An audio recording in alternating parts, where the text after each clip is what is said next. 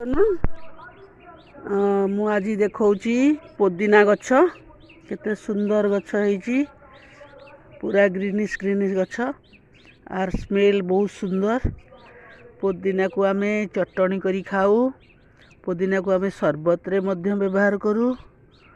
ପୋଦିନା ଗଛର ପତ୍ର ଆମ ହଜମ କରିବାରେ ସାହାଯ୍ୟ କରେ। ଏଇ ପୋଦିନା ଗଛର ଫ୍ୟାମିଲି ହେଉଛି ଲାମିନେସି। এই ପୋଦିନା ଗଛର ଫ୍ୟାମିଲି ହେଉଛି ଲାମିନେସି।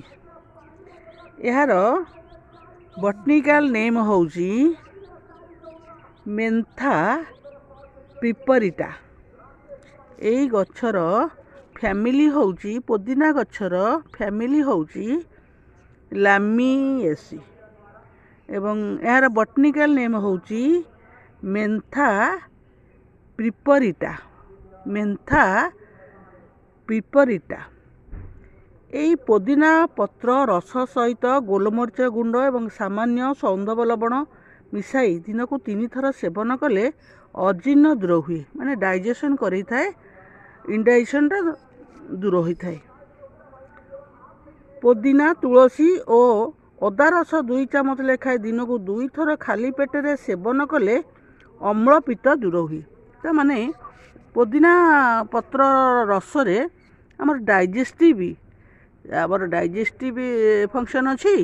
ତା ସହିତ ପିତ୍ତ ଯେଉଁ ହୁଏ, ଏସିଡ଼ିଟି ଦୂର କରିବ, ପିତ୍ତ ମଧ୍ୟ ଦୂର କରିବ ଏବଂ ଟୋଟାଲ ଉପରେ ଆମର ଏଲିମେଣ୍ଟାରୀ କେନାଲଟାକୁ ଭଲ ରଖିବ। ତେଣୁ ଏ ଗଛଟା ବହୁତ ସୁନ୍ଦର ହେଇଛି। ଗୋଟେ ଛୋଟିଆ କୁଣ୍ଡରେ ଲଗେଇଛି। ଆଉ ଏଇଟାର ପତ୍ର ବହୁତ ସେଣ୍ଟେଡ୍, ମାନେ ଗୋଟେ ଆରୋମେଟିକ୍ ସ୍ମେଲ୍।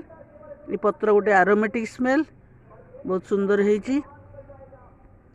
ଆମେ ୟାକୁ ଚଟଣି କରି ଖାଇପାରିବା, ନଡ଼ିଆ କୋରିକିରି।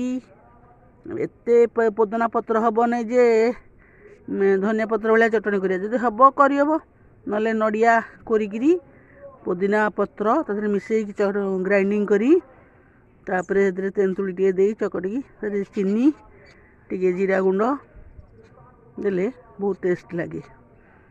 ତ ଏଇଭଳି ପୋଦିନା ଗଛଟି ଲଗେଇଛି। ଆହୁରି ମଧ୍ୟ ଲଗେଇଛି ତଳେ, ଏଇ ଛାତ ଉପରେ ଏଇଠି ଲଗେଇଛି। ବହୁତ ସୁନ୍ଦର ପତ୍ର, ସୁନ୍ଦର ପତ୍ର ହେଇଛି।